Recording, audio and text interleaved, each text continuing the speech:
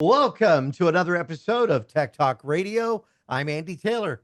I'm Matt Jones. And I'm Justin Lemmy. It's the first show of the year, 2025. Hope you guys had a great Christmas and a great New Year. Yeah, no, we did, definitely. It was interesting. I mean, honestly, I just felt like I was just so discombobulated this entire holiday season. I mean, just forgetting to wrap gifts, and then my mom would send gifts for Eric and my wife, and then I would forget which ones were from her versus you know which ones were for me, and then the whole Santa thing, and it's just like, wow, I just, yeah, it was good when it all got done. Well, Put it that way. you even took a little trip. You went to some ice thing. What was that all about? I thought that looked kind of cool. Yeah, Oh, was it that was the just thing at the Gaylord? no, Cripple Creek. Oh, okay. That's where we went. We went out to up to Cripple Creek. So that's about 2.5 hours southwest of Denver. It's like about an hour west of Colorado Springs. It's right behind Pikes Peak, All right. the tallest mountain in Colorado. So yeah, we went out there. That's where the ice castles were. That's initially what we went out there for, but we decided, since it's a 2.5 hour drive, we're like, let's just stay the night because I don't really want to drive 2.5 hours back. So yeah, it was fun. I mean, the ice castles in Cripple Creek weren't as nice as they were in Dillon, Colorado, which is near Breckenridge. But it was still interesting to go. And then, we just kind of hung out as a family. Cripple Creek is a big gambling town, so there's a lot of Oh, casinos wow. there. Really? I ended up actually playing some craps that night, and I walked in and I put $100 down, Right? and I walked out with $450. Oh, hey, that's pretty good. Nice. That's always Yeah. good. Yeah. Yeah, Pretty yeah, good. it was actually the first time in a long time that I've ever won on a casino. So, yeah, they were not too happy with me walking out with $450. They were like, "Yeah, here you go. Here's your You money." want to stay? Let us give you a free burger or something like Yeah, that. yeah, Yeah. exactly. No, but it was interesting. But I'll tell you, most interesting thing about it was we took the Tesla. So I mentioned the previous show. I Ooh, sold my 2017 Ford Explorer. right. We got my wife a new 2025 Toyota Camry, but we took the 2023 Tesla Model Y, which is now my primary vehicle. We took that to there, and we have another one of those full self-driving trials. They Okay. just released 13.3.2 is the version that they just released. And I tell you, I took it from my garage all the way to Cripple Creek on full self-driving, and it did not fail one bit. It was absolutely perfect. There's a lot of people, Justin, that had said that if you're running an EV, you're running a Tesla, that you run into issues when it gets really cold. You didn't run into that? It really wasn't that cold. I mean, we're having a very mild, dry winter. So the temperature in Cripple Creek was about, I think the high temperature was like 35, so it was a little bit above freezing. But no, honestly, no, we did not have any trouble whatsoever. I had charged it to 100% before I left. We got there, we had about 40% left, which was not enough to get us home because obviously, you need Yeah. at least 50%. So that 40% got us back into Colorado Springs the next day, and then we stopped at a supercharger and just charged it a little bit. It took like 10 minutes to charge it Oh, back up wow. to like 60%. And then we just took off from there. But no, it was great. I mean, the full self-driving on Tesla has gotten so much better over the years. Right. Right. I mean, It, I love it. And as a matter of fact, we had a friend of ours, or as a coworker of my wife's, that wanted to buy a Tesla. So we gave him our referral code, and the referral code is like you can earn up to $1,000 in Tesla credits if they buy a Tesla. So like if they buy like the cheapest one, I think you get like $250. If they bought a Model S Plaid, which is their top of the line, right. you would get 1,000. We got 1,000. They Oh, nice. bought a Model S Plaid, and I'm like, oh my God. But I'm like, what do I do? Like, there's $1,000 in Tesla credits. I can't cash it out and take cash from it. I have to buy Tesla stuff with it. So I Ah, don't, and there's not a lot to buy. So I basically I bought all weather mats for the entire interior and the rear trunk. I bought some illuminated door sills. So like when you open the door, it shows the word Tesla on the ground. well, that's And cool. then I'm gonna get probably 6 months of full self-driving. It's great. We have a guy that I work with that is really into Tesla EVs.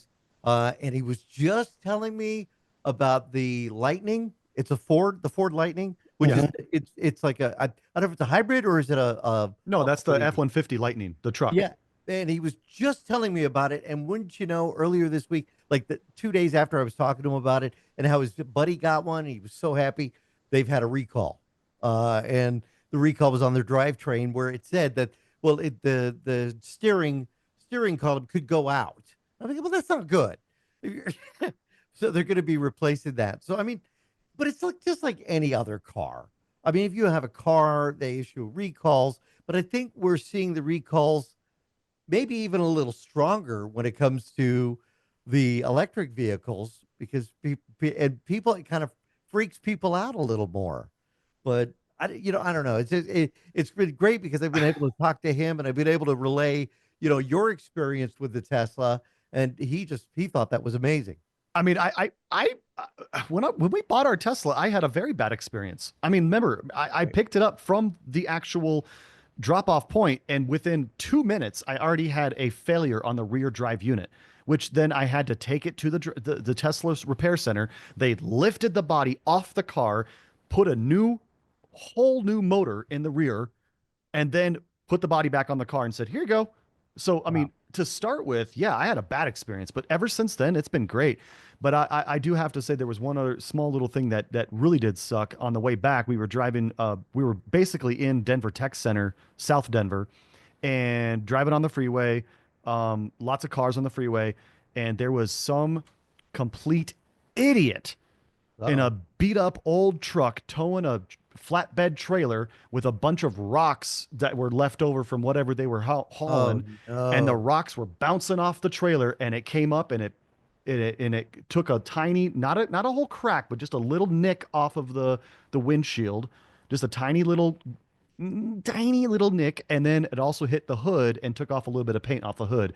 And I'm just like, you got to be kidding me. So I know, because I was driving and I was on full self-driving mode, and I started hearing this tick, tick, tick, tick, tick, tick, tick, just little tiny things. And I'm like, what's that? And I look up ahead and I see this guy, and I immediately took control, and the full self-driving disengaged. And it was like, what happened? Full self-driving disengaged. And I just floored it. I hit the accelerator and around. I went from like 75 to 95, which Not within that about we're 2 recommending seconds. you do that. Well, I mean, I had to get away from those rocks. Yeah, yeah. But I tell you right now, as soon as I passed that truck, the people behind me, they were swerving left and right because that guy's car was just, or the trailer was just dropping rocks Why left and didn't he right. tarp his load? I mean, Well, it wasn't even a load. It was a flatbed trailer, empty, but it had leftover pebbles from uh, whatever he was hauling. And when it would hit a bump, those pebbles would shake off. That's why they tell you, when you're going to haul something in a trailer, sweep your trailer before you hit the highway. yeah, that would make Get rid of this stuff. I mean, this guy was an idiot. Arizona, I don't know what it is with the roads here in Arizona. We get that a lot. And Mhm. even to the point where, the insurance companies, you get insurance for your windshields. I don't know Well, if you we can do do. that in Colorado. You We do. yeah, because it just makes sense. And yeah, that happened to me the other day. I got a little nick in that. Not to mention what it does to the front paint. Oh my gosh. Yeah, that can really get really bad. I thought it was cool. I left work the other day here at KGVY, and I remember looking at my tire thinking, man, that looks low. And then I get in the car and I start to drive. And as I turn on the La Cañada, I get the indicator. It says 9 pounds of pressure, Oh my the back gosh. left tire. Mm. So I pulled over. I just said, grab. I grabbed. I've got one of those air pumps. They have to plug it into the back 12 volt, reach that thing around and plug it into the tire. And it took me about 10 minutes, but I got it back up to 40 psi. And I thought, okay, this is going to be good. I could now drive to Discount Tire because I got the warranty on the tires, the whole bit. And I started driving. And I noticed that it really wasn't dropping that much. I got all the way to my Discount Tire, which is on Ina, northwest side of Tucson. And, they ended up patching it. It was just a nail that was in that. But you got something that made me think, I wish I would have had this because it's a little less bulkier to carry and you don't plug anything in. Yeah. So I picked up this little handheld portable air pump. It's by AirMoto, and I got it on Amazon. I want to say it was like $69 off the door, but it fits in the palm of your hand. and it's very nice and portable. You can just pop out the little stem, you screw it into the base, and then you can actually inflate any tires up to 100. I think it's 150 psi. Right. So you can just set your psi, hit the button, Oh, I and it like will that. just start pumping. So wait, you So could tell it it's 42 yep, psi. It will yep, stop when it hits the 42? yep, absolutely. Oh, It'll that's stop when it great. hits the 42. And this is great because I mean, like the Tesla is so super heavy. I mean, those cars are small, but with the battery packs, that car is over a ton.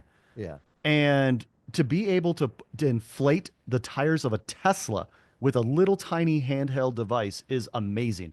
How But I much was also that thing? have, Eric's little electric scooter, our bikes, my electric scooter that I got for Christmas. We'll talk about that later. I mean, all these things. This thing for $69 was amazing to find. That's a great deal. I think I bought mine that plugs in for 45 bucks. So for Yeah, this 60, is that I like the fact that you could set the PSI and not yep. have to so I had to keep like staring at it, waiting for Yeah. it to get to that. Yeah, so it's by AirMoto. AirMoto. AirMoto. It's a tiny little handheld pump. It's really, really cool. We'll put the link up on our website. Now I know you've been working on something as well in your TV room, but so has Matt. Matt, you kind of been doing the same thing, and you did something that I was looking at this week. But then I thought, is it really kind of a, yeah, maybe I shouldn't get it? Soundbar technology. Ah, Yeah. yes. So, for our lovely listeners, I can make a good comparison between soundbars and your traditional home theater setup. In my Right. basement, in our home theater room, I've got 6 speakers mounted in my ceiling. I have two 10-inch subwoofers to your traditional receiver. It is the Whoops. equivalent of being in a movie theater. It's awesome.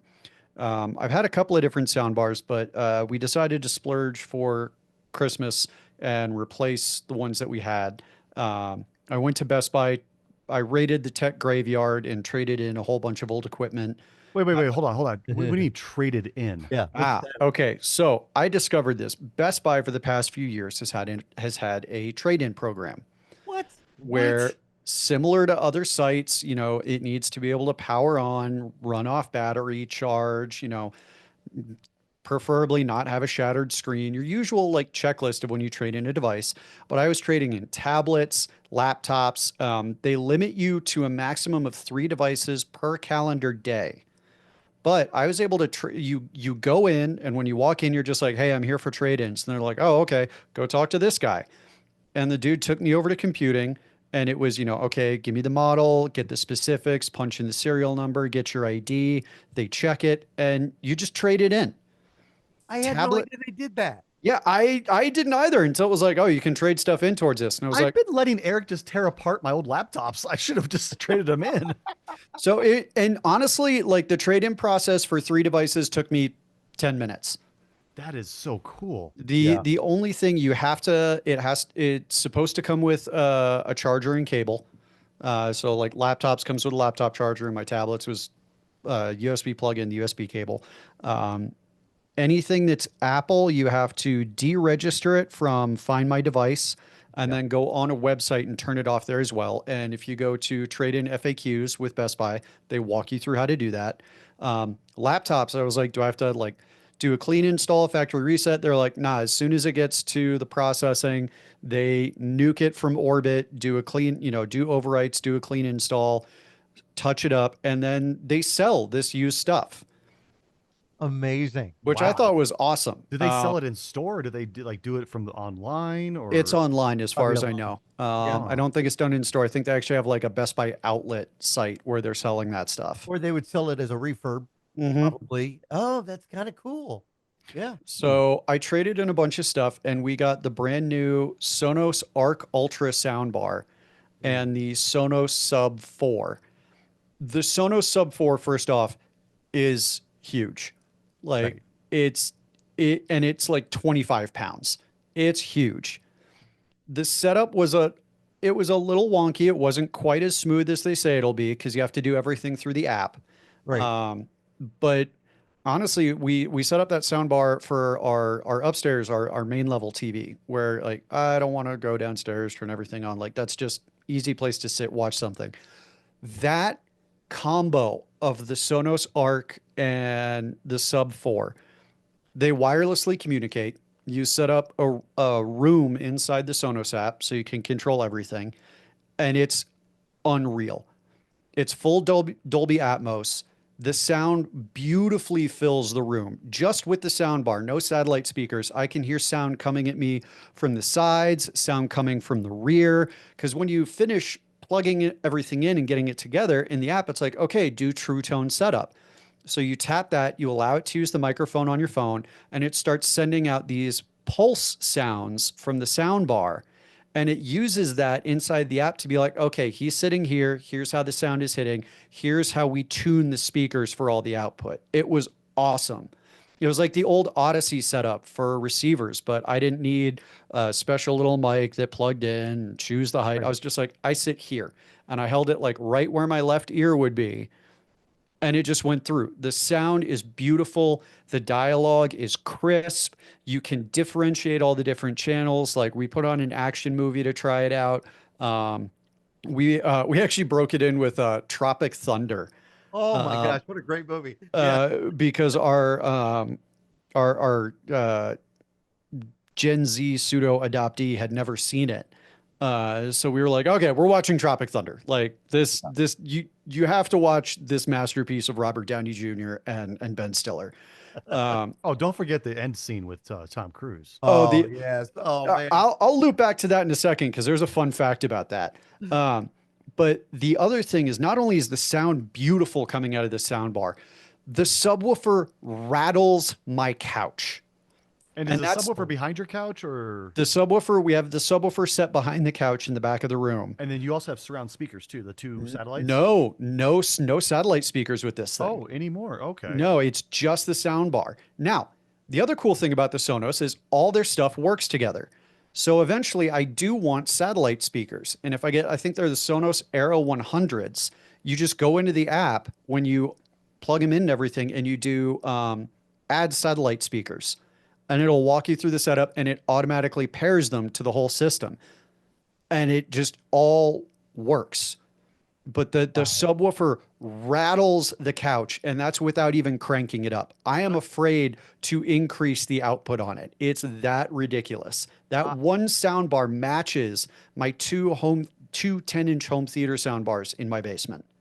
You know, I'm wondering, Matt, it was so many people now, you know, maybe not. And I say go to the movies, you know, enjoy a night out.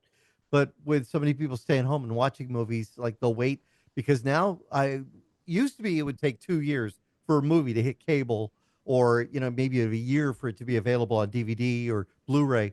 That's not the case anymore. And now we could turn around in 3-4 months, have a movie like, you know, that's been a great movie. Now suddenly it's available for you to watch at home. Does that make the experience better for people who are staying at home watching? Does the sound really enhance that? I think absolutely, without a doubt, it enhances it. Along with so Dolby Atmos and its competitor DTS. DTS's version of Dolby Atmos is DTS-X. Those two are they're the new audio standards for movies coming out. It's what you're experiencing in theaters themselves. It's tuning the speakers to truly acoustically fill the space. So the soundbar, traditional soundbars, the ones, you know, we've had for years, just had speakers that threw it out the front. Right. Dolby Atmos soundbars throw sound out the front. They throw sound out the sides, and they actually have speakers in the top angled up towards the ceiling to throw sound up and bounce it down. So it's actually using kind of like the reverb effect to simulate that full surround sound feel to it. There's a lot of science that goes into it. Yeah, I used to have the Bose 301 direct reflecting speakers that did that. And it was they were just angled so strangely that you would be able to hear sounds throughout the room. Now, if you had the satellites, you could put them behind you. They do satellites now that are wireless, right? Does that take anything away? No, honestly, there's zero delay. And if with some of these TVs, so the way you connect it is via HDMI to, for older TVs, it's called ARC. Newer TVs, it's called EARC. ARC is the audio return channel. The E just stands for enhanced, which is allowing it to utilize these new sound standards, Dolby Atmos, DTS:X, along with features for the TV itself, like variable refresh rates, or the new visual standard, which is Dolby Vision, providing more robust, more bright and true depth of color, truer blacks, brighter reds, cooler blues, things like that. So if so for example, my TV upstairs is older, it uses Arc. If there is a mismatch between what you're seeing and what you're hearing, you can actually go into the app and do what's called an audio delay setting. So you can either, you can actually kind of increase it a bit so the lip sync actually matches what you're hearing. Oh, wow. And as for the satellites, like I said, with like the Sonos Era 100s, they're wireless. So you just pair it to that system, put them where you want, and boom, now you've got true surround sound, if that's what you're looking for, which is going to be a little further down the road. It really, honestly, like when I was sitting there, I was like, this almost matches my basement entirely. This is unreal. And it was for a fraction of the cost. I mean, when you say a fraction of the cost, I mean, yes, I'm sure it probably was, but Sonos, just, don't get me wrong. Sonos is really, really good quality, but they Top end. are extremely expensive. They are, and there was a reason I went this way. We had a previous soundbar up on that TV when we first kind of configured that room, and it was just like a simple Vizio like 2.1, a wireless subwoofer, your traditional soundbar that just threw it out the front, and it was plugged in via the optical cable. Well, at one point we were using that room more, so I was like, well, if we're going to use this more, I want to enjoy it more. Like, yes, we have the Uber setup downstairs, but sometimes it's like I just want to sit on this couch and watch something and be done. Food's coming, whatever. So I bought a Hisense Dolby Atmos soundbar with 2 wireless satellite speakers and a wireless subwoofer, and I got it on sale. It had good recommendations, but a couple of days in, I started to notice an issue with it, where we'd be watching something and the display on the front of the soundbar would display software cleared. And it turns out that that's a known issue and there's no fix right now. Hisense isn't doing anything for it. There's no firmware update. There's no way to fix it. And what happens when that software is cleared is it deletes the pairing with those rear satellite speakers and the subwoofer. So you've got this great sound, and then all of a sudden it gets really, really tinny, and you have to go back and manually put all those speakers back into pairing, manually put the subwoofer back into pairing mode. And sometimes it'd be like, okay, I'm going to pair with the subwoofer. The subwoofer is good. I'm like, what about the satellite speakers? Nah, they said some things. I don't want to talk to them right now. So I'd have to go through the whole process again. Oh, My wow. record was doing it 4 times because I paired it. And it was like, all right, I got the subwoofer and the left satellite speaker. I'm like, we're not there yet. Do it again. Satellite speaker on the right and the subwoofer. I'm like, we're not there. All right, how about both satellite speakers and not the subwoofer? I'm like, dude, this is not a negotiation. I am going to yeet you into the wall unless you work this time. So when I was talking to my wife about replacing it, she was like, if you're going to replace it with something that works, that's not going to frustrate you, so we can actually enjoy it, and that's going to last for like 5 to 10 years. I was like, well, I know what brand I'm going to. And yes, it was expensive. The subwoofer plus the soundbar together is, to be honest, it's around $1,600. I was able to do that right now because I traded in enough stuff to basically get the subwoofer for free. I was actually looking at an LG the other day that was on sale.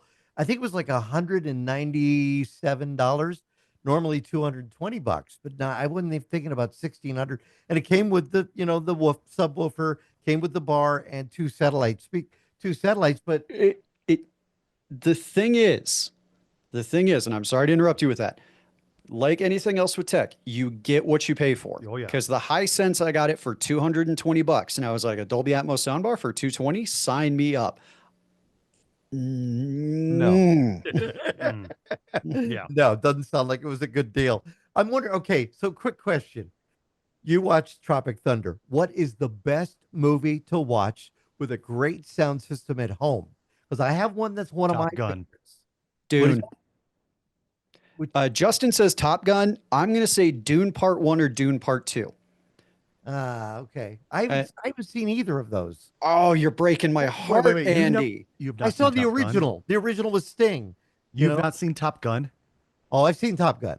No, I Oh, haven't seen any of I was the about to just be like, you know what? I'm done. I'm out. We would both quit right there. Just be like, well, kids, this show's wrapping early. Yeah. One I liked when I had the 301s was Raiders of the Lost Ark. Oh, Oh, that's yeah. classic. Oh, yeah. That's a great Especially movie with the John Williams soundtrack in the oh, background.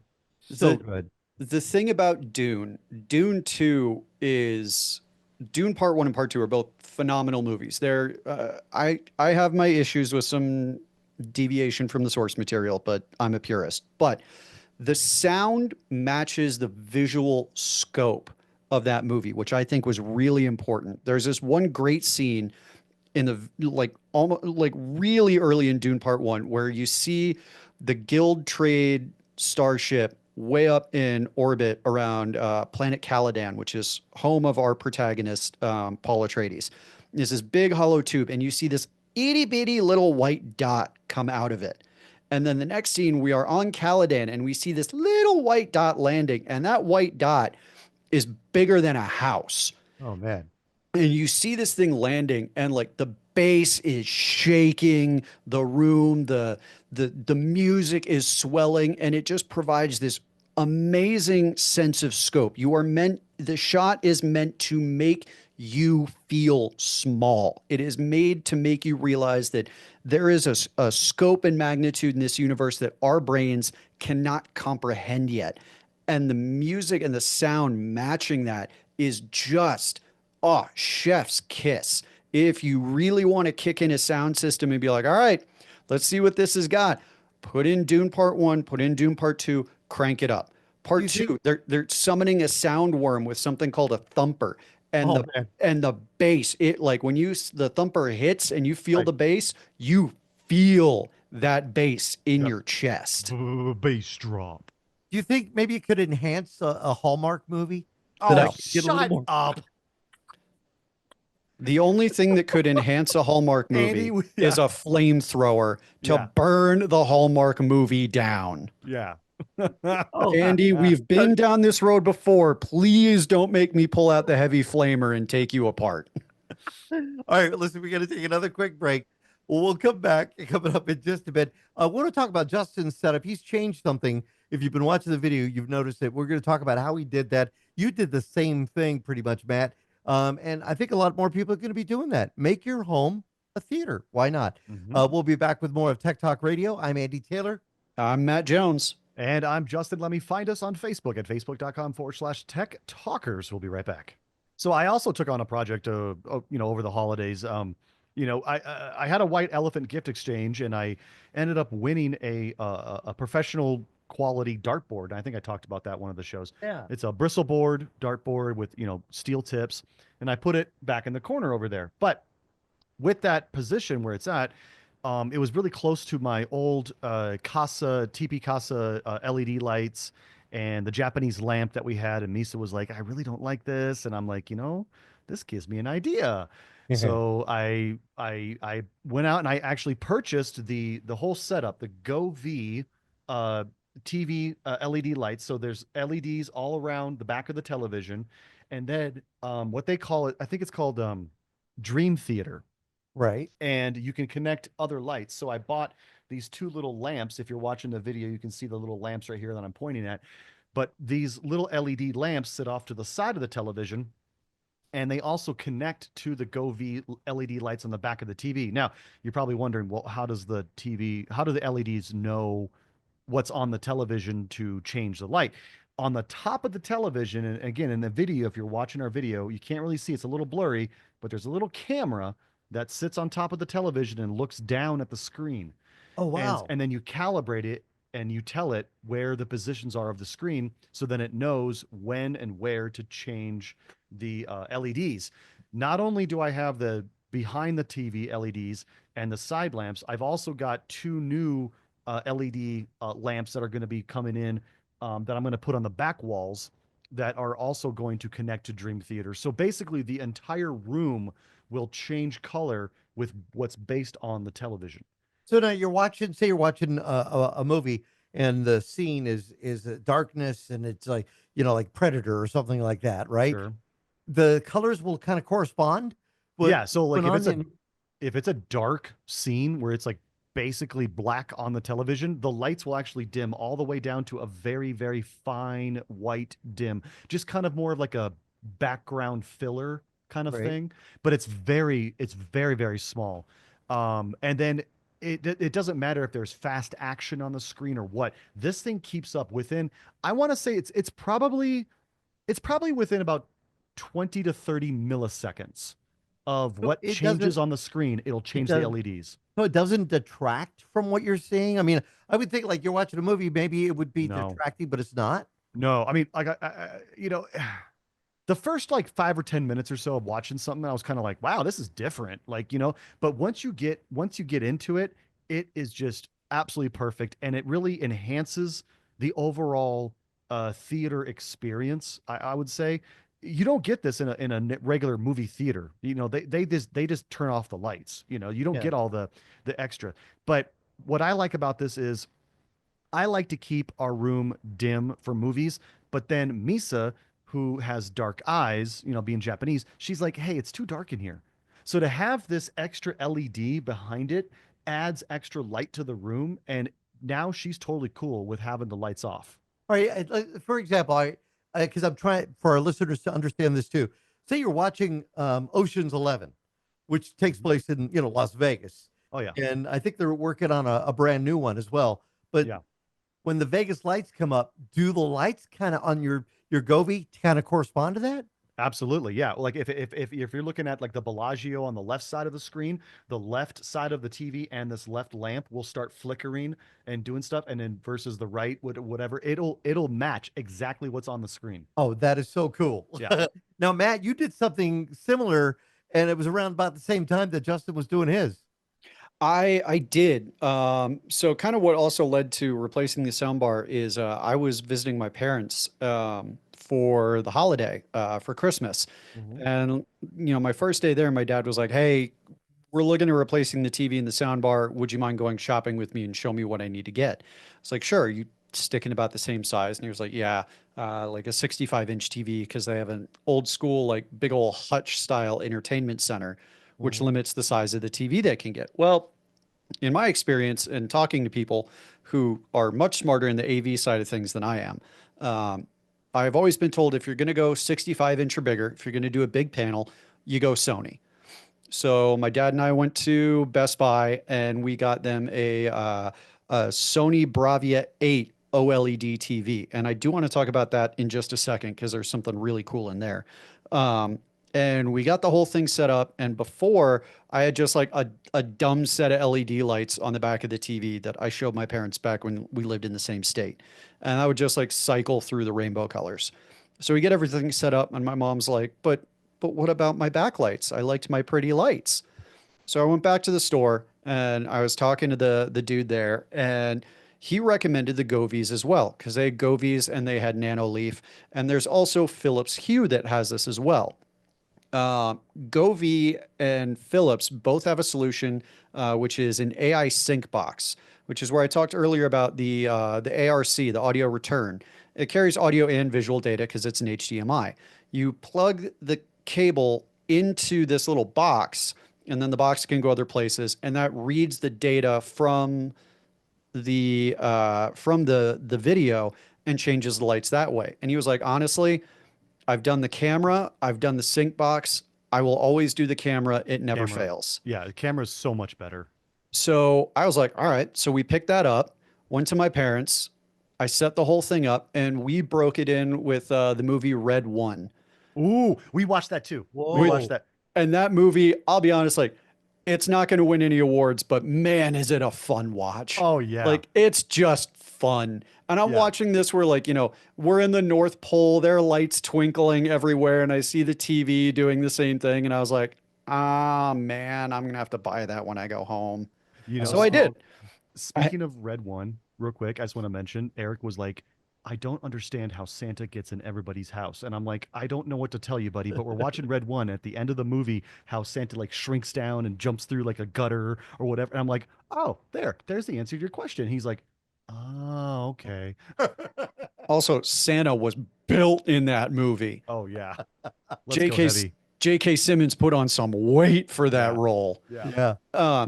But so it was really cool. You know, I loved how it looked. And when we got home, I was like, I'm just going to do it. I got a $100 Amazon gift card. I'm going to pick it up. And it's the same thing Justin was saying. We had to have, because my wife likes a little bit of light too. And we would have a floor lamp on behind us on low whenever we're watching a movie. And there's always a bit of a reflection. But these LEDs with the Govee are so bright that it lit up part of the room to where she was like, oh, we can turn off the lamp. I don't need it, which was great because the Govee camera was picking up the reflection of the lamp, and like the bottom right hand of the screen was just always orange LEDs. She was like, is it broken? What's it doing? And when I turned off the lamp and it started working, we were both just like, oh, so the camera's like really good. Yeah. Okay, got it. That's great. But looping back for 1 second, the other cool thing I discovered with the new Sony Bravias. So Sony, I didn't know this until I was actually talking to the home theater guy. Sony, because they provide a lot of the film cameras that are used to record the movies, they have patented 3 colors of, they have patented Sony red, Sony blue, and Sony green. So those colors are used exclusively in the Sony cameras, and they're now also used in the Sony Bravia Pixels. So you get the truest representation of what was recorded. And they've also partnered with Netflix, Prime Video, and I don't remember who the third is, but when it detects you launch that app on the TV, it changes the color tuning to a preset, and it'll be like Prime Video preset, Netflix video preset. So the colors and the tuning and everything are as intended by those streaming services. So it's perfectly calibrated. Oh, I wow. thought that was just the Wow. coolest thing because I'm always Yep. sitting there futzing with it, like, oh, I got to up the backlight. Now I got to down the brightness. Now I got to mess with the contrast. And this is like, nah, man, you're watching Red One the way we intended. Yeah, that's got to be what it is. Now, Yes, what kind it of is. investment? Like you'd mentioned, you had $100 gift card. What kind of investment, like for Justin, for your setup, and then for Matt, for what you did? Well, Matt and I have the same backlight, just the LED backlights behind the TV, but I've added, like I said, the 2 side lamps and the 2 rear lamps. I would say probably 350 total. Oh, Yeah. And mine was, I think, like 89. $89. Yeah, and that's that without the gift card. No, no, that with the gift card, I didn't spend a cent. It was 89 bucks on Amazon, but it burned my gift card. Oh, it's the way it works. Speaking about entertainment, I'm going to mention this for this weekend only. That this show is airing this weekend, the first week of January 2025. Apple TV Plus is doing a free weekend, and you could stream Apple TV's library of their series, films that are available on the Apple platform for free. And they're doing this. They started yesterday, and this is running through the 5th, through tomorrow. Free on a device where Apple TV is available. All you need is the app, of course, and an Apple ID. So if you guys want to try that, I don't know how that platform, because I don't have Apple TV, how that platform fares compared to Netflix or Hulu. Very well. Or Paramount. What would be the best platform out there? That's a hard question Yeah. because you've got Paramount holds all of their stuff. Hulu holds when they got fully bought out by Disney and integrated. Hulu holds, well, honestly, Disney Plus now also has the Hulu library, and they've got all 20th Century Fox's stuff because they got bought out there. Oh, that's right. Netflix has a whole bunch of stuff. Prime Video has, all the Prime originals and their stuff. And then you've got Apple TV, which has their proprietary things, and they're starting to buy the rights to more things. But I mean, Apple TV has, they have Asimov's Foundation series is going right now. They've got Ted Lasso, which is coming back for a new season. People say Severance. that's a good series. I gotta Ted watch Lasso is just like a warm blanket, man. It's just happy. Oh, It yeah, is. yeah. There's no drama for drama's sake. It's just good. The other two that my wife really loves the show Severance, which is a complete mind bender. Yeah. That show is just wild. And then the one I've started to get into is Silo, which is some of the best sci-fi I've seen in a while. And Asimov's Foundations is called Asimov's Foundations because it's based on Isaac Asimov's Foundations book series, which is like a collapsing galactic empire. And that show is just money. It is so good.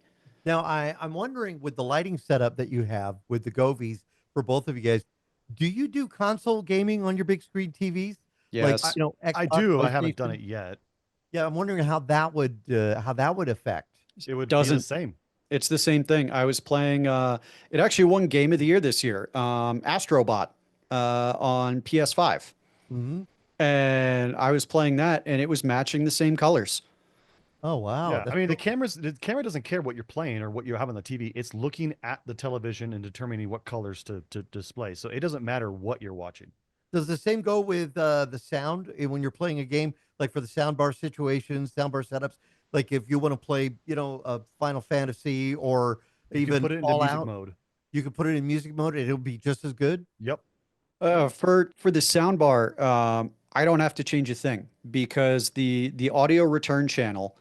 So the sound comes from my PlayStation through the HDMI to the TV, and then the TV pumps that audio signal through the audio return channel to the soundbar. I don't have to change anything. I was actually playing Black Ops 6 partially to test it out and check that.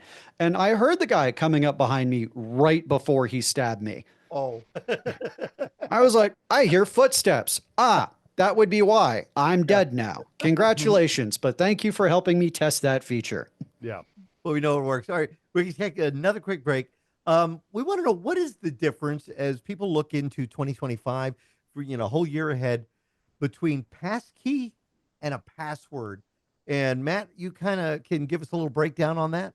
Gladly. All right, we'll be back with more of Tech Talk Radio. I'm Andy Taylor. I'm Matt Jones. And I'm Justin. Let me send us an X at Tech Talk Radio. We'll be right back. So, pass keys versus passwords. The question that has been plaguing many people. We'll start with what a password is. A password has not changed since they were invented, since it was knock on the door and give me the secret password to come in. A password is chosen by the user. Typically, it's numbers, letters, uppercase, lowercase, symbols, and that's it. That's how you're identified. Your password is stored somewhere in relation to your user account. Passwords are not as secure. They're vulnerable to things like dictionary attacks, phishing, credential stuffing, brute force attacks. There are ways to get in there and crack it. Phishing being one of the easiest ones nowadays.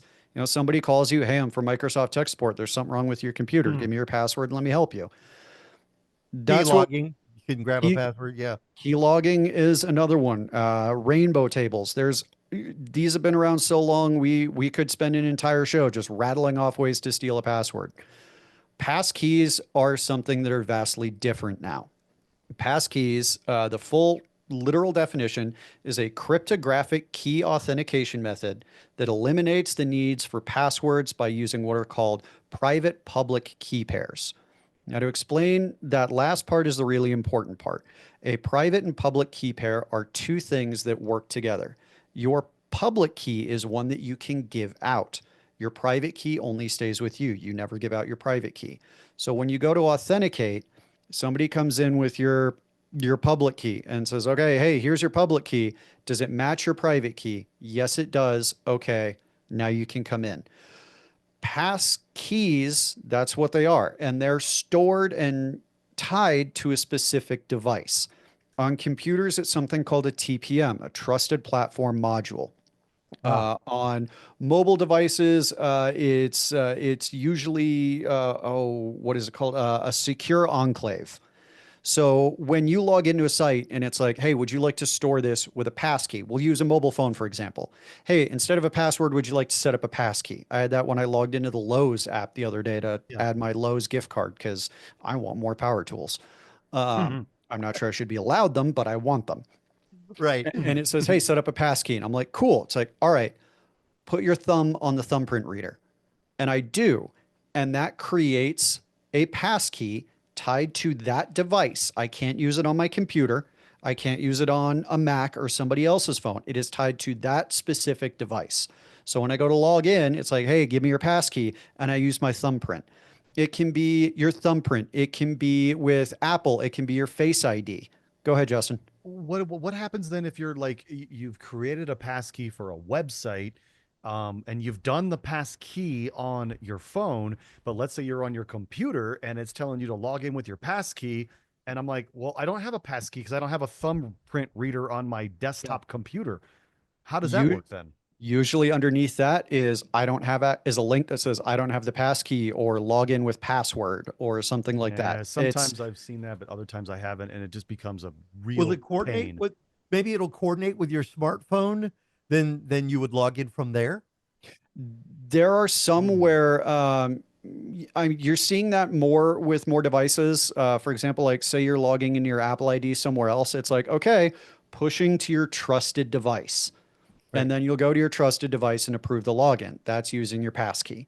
Kind of like So, the authenticator does with Microsoft.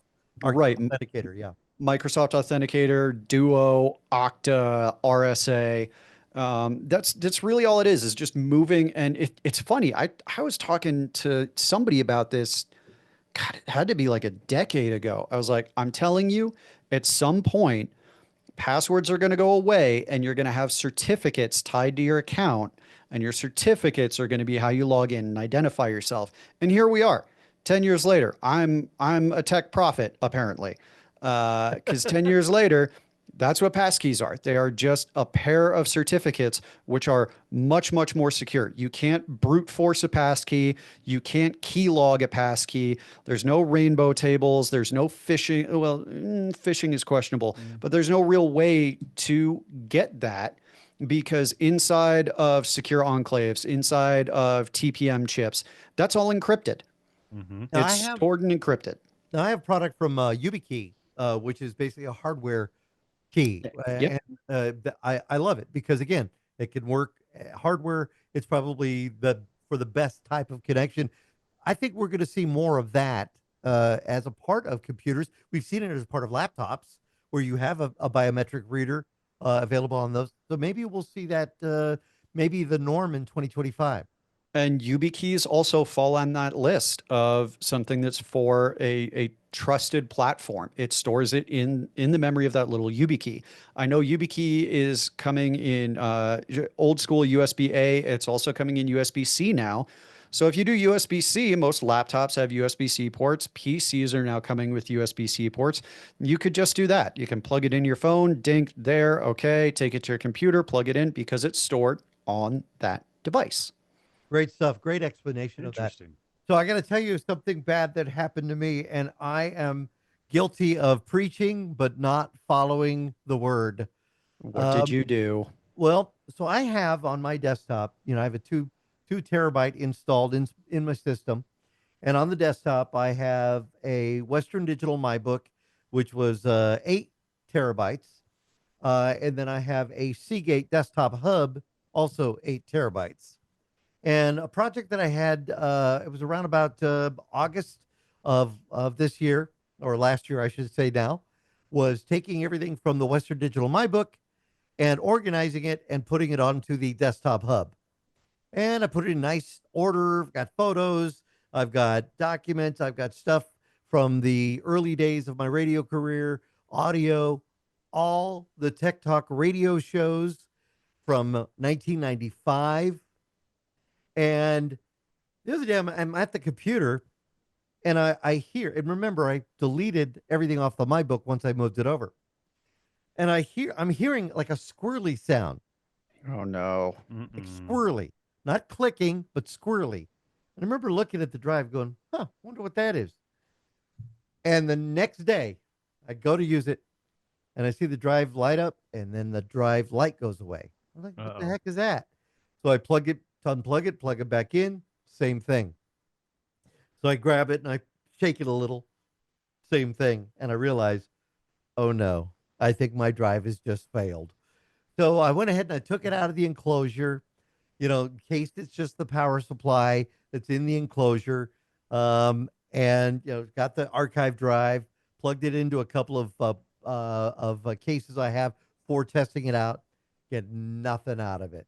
Don't the squirrely sound is gone, nothing at all. So I think I may have lost. Now the good news is the drives that I have.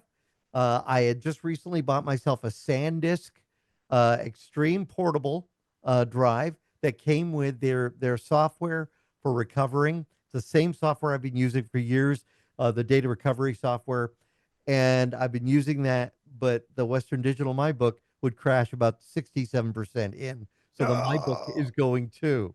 So I can't Hmm. recover stuff off there. I I have see. drives everywhere, but it was all organized, and I'm hoping I didn't lose everything.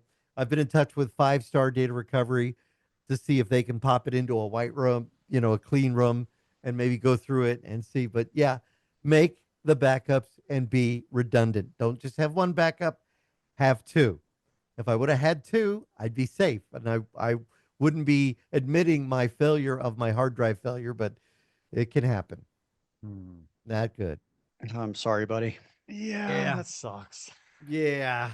So I don't know. We'll see if they're able to recover anything for me, at least through that. Now, we do have a question for this week's show. We got actually a couple of questions. I don't know if we're going to be able to get to all of them, but here's one. It said, I'm looking for a printer I can carry with my laptop bag. I just need to be able to print out work orders. Everything is so big, though. Any solutions? And this is from Saurita. So, boy, I don't carrying a Mm, printer. Wait, I would just do the work orders before you leave, wouldn't you? yeah, I don't even know of anything like that that you can carry a portable printer. I mean, printers Yeah, are big by design. I mean, I yeah, know I that don't know. Canon has a Pixma, I think is what it's called, or Pixma, that's supposed to be pretty good. But again, it's not. Not gonna put it in a laptop bag. Maybe put it in a box that you carry in your car, but you don't want to leave stuff in your car because the ink's gonna get all messed up. Hmm. I don't know what would be the best in this situation. Matt, So any idea? looking at this, first off, I'd like to say for every IT person that listens to this, printers have been, and will continue to be the devil. Hmm. Um, PC Mag actually has an article that came out just last month, the best portable printers for 2025. Ooh, The one you just mentioned, the Canon Pixma TR150, is the best general use inkjet portable printer. It's a wireless portable. inkjet. Cool. It's chunky, but then farther down, now that this one's costly. This is coming in at about 520 bucks. Is the Brother Pocket Jet PJ883, and it is a portable thermal printer. Mm. Now, thermal printers is that's receipt paper basically, but it looks like it's full sized paper. But this thing is tiny. It, I mean, I'm looking at this and it is not big at all. Looks like it's about an inch and a half, maybe 2 inches high, 3, 4 inches deep, and then maybe a foot wide. And it I says mean, you'd have to have a thermal pretty decent laptop bag, but maybe. And it says thermal paper eliminates any need for ink, prints via USB, Wi-Fi Direct, and Bluetooth. Surprisingly good output quality, smaller and lighter than mobile inkjets. The downsides are it's pricey, 500 bucks, no duh, Ooh. and monochrome printing only. But if you're just printing work orders and you don't need color, like that could work. All right. Yep. Here's another solution. This I was just thinking about this. What if you had a an iPad or an Android tablet, right? So you got a tablet or an iPad, and you have your forms like Adobe Acrobat. You could then customize the forms right there on your tablet while you're with the customer, and then email them to him or her as a PDF, and then they could print it out. Couldn't that? Wouldn't that work as well? I mean, That's an option. I mean, if we're set on, having the physical work order, that's definitely an option. I've done stuff like I had a plumber out to replace my garbage disposal, and all the paperwork was I signed everything on the iPad, yeah, and then I got an emailed finished copy of it. And if I wanted to print it out, I could do that. So I mean, that's always an option. All right. Well, for Brett, who sent us that email, that's a good one. Here's one more. See if we can get this before the break. Hey guys, I found and listened to you online. So, can you guys tell me which browser should I really be using? There are Mhm. options, of course, of Google, Microsoft, and the Duck something, which is the best. That's from Rick in Phoenix. I like the Duck something. Duck something, Uh, yeah. Firefox and the Duck something is a search engine instead of Google. It's called DuckDuckGo, but I would definitely use Firefox. I mean, Edge, Chrome, Brave, they're all based on Opera. Chromium. They're basically the same browser. The one I would definitely stay away from actually is the Brave browser, Yes. for security's Really? sake. It has a built-in peer-to-peer element, and you can't control the security of that. We actually, in my previous job, we banned Brave browser across the entire organization. Yep. Oh wow. Yep. All right. And the thing about Brave is they keep touting that it's the most secure, the most private. It's really not. It's actually really really bad. All right. We're gonna take another quick break. We'll be back with more of Tech Talk Radio. I'm Andy Taylor. I'm Matt Jones. And I'm Justin Lemmy. Find us on the web at techtalkradio.com. We'll be right back. So as we approach the end of the year, a lot of us have what are known as flexible spending accounts or health savings accounts. Basically, FSAs or HSAs? Yeah. yeah, basically you put a portion of your paycheck throughout the year into this special account, and it can be used for purchases, medical related purchases, or sometimes flexible stuff like childcare or other things. Anyway, I have an FSA, and we were getting to the point where we're getting to the end of the year, and I had too much money in the account, and it's use it or lose it. Like you can only carry over a couple $100 into the new year, and so I was like, well, I have already processed all of my, receipts and everything, and I still have all this extra money, and I don't know what to do with it. So I went out and bought the Aura ring, and that's what I'm Oh, wearing right here. And it's a smart ring. So it's kind of like the Apple Watch or the, Pixel Watch or Samsung Galaxy Watch or whatever. But the Aura ring is a little bit better in terms of it literally just does that one thing. It just monitors your health, and it can monitor many many aspects of your health, not only just your heart rate, but it can monitor your stress levels, your breathing, your blood oxygen levels, how a about bunch, apnea? Does it do that? like sleep apnea. Yeah, I know that's something the Yep. Apple Watch has. And Yep, oh, it can do sleep apnea. It monitors your sleep habits. It tells you, when to go to bed, and and all that stuff too.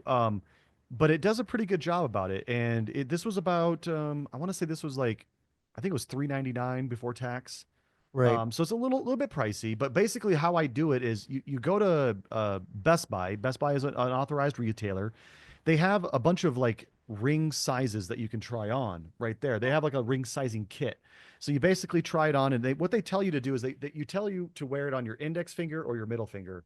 You don't want to wear it on your ring finger or your pinky because there's not a lot of blood flow into those two fingers versus the first two. So they say index finger or middle finger. So I tried the middle finger, and I found the size I like, and then I went ahead and just bought it right from Best Buy. You can buy it directly from the website, but if you buy it from the website, you can use your FSA credit card or debit card, excuse me. But since I bought it from Best Buy, I can't use the FSA debit card because they don't recognize Best Buy as an Right. authorized FSA retailer. So what I had to do is just submit a documentation saying this is what I bought, and then they're like, "Oh yeah, okay, whatever." But How do you in charge it? oh, it comes with a little charging dock that has the shape of the inside of the ring.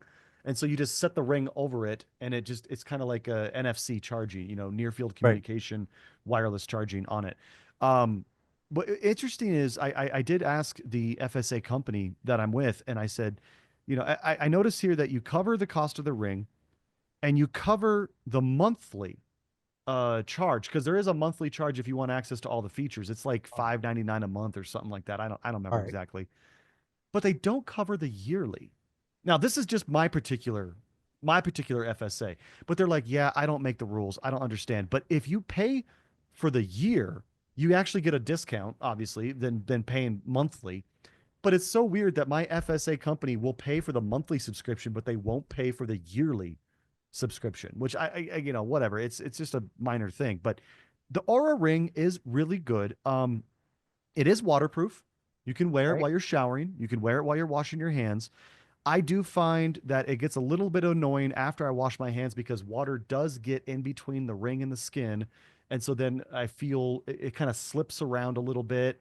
And then the skin gets really waterlogged after having water in it. So I'm always taking the ring off, drying off my finger, and then putting the ring back on. But the ring does last about 8 days on one single charge. 8 days. That's great. It is really good, actually. The only other downside I would say is I don't necessarily like their app. It seems to be just a little bit too cluttered. I mean, I came from Fitbit. I have the Google Pixel Watch. I use the Fitbit Pro subscription. Fitbit was just easy. It's easy to understand where you want to go, what you want to see. Aura, it just seems to be filled with a bunch of like learn more about your sleep habits or click here to discover how your heart rate. I'm like, I don't care about all your articles. I just want to see the data, Yeah. but I tell you one thing, last night, sitting around watching TV, I get a notification on my phone. It's from Aura and it says, it is time for you to go to bed right now. And I'm like, well, what does this mean? Because I normally it would tell me, hey, it's about time to go to bed. Start winding down. Last night it said, based on your current heart rate and your stress level, you need to go to bed right now. Turn off the Wow. television and go to bed right now. And I'm like, okay. And Well, I now, just where can our listeners get more info on this? you can the website. Oh, Is it? I don't even know how to spell it. It's I O think it's U AU. Is it A. AU or A? No, It's it's O. OURA. So the Yeah. website is Aura Ring, OURARING.com. All right, Yeah. cool. All And you right. can Well, also go visit a Best Buy and you can see them there. did you go to bed like it told you to? I did, and I feel great. All right, that's it for this week's Tech Talk Radio. Wishing everybody a happy new year. We'll be back next week with more tech. If you have a question for us, drop us an email, techguys@techtalkradio.com. I'm Andy Taylor. I'm Matt Jones. And I'm Justin Lemmy. Have yourselves a great week. We'll see you.